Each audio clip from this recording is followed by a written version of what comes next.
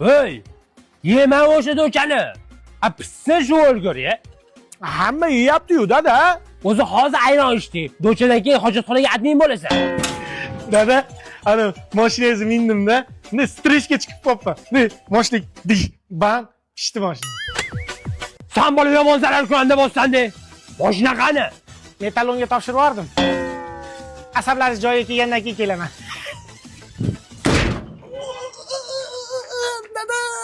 Dada benzinga o'tiribman, benzinga.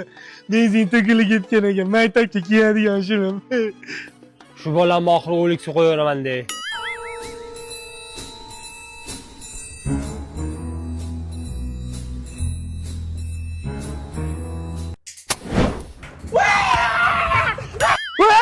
Molxonada benzin bor!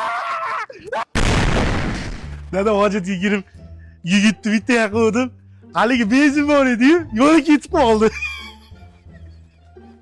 Zarar ko'randa jonimga tegding. Bor yo'qol. Odam bo'lganingda qaytib kelasan, mol. Men sizga ham ko'rsatib qo'yaman. Qanaqa odam bo'lib kelishimni ko'rasiz, vaqt ko'rsatadi. 10 ta qo'y yonib ketdi. Dalada deb o'ylayapti. Kimi?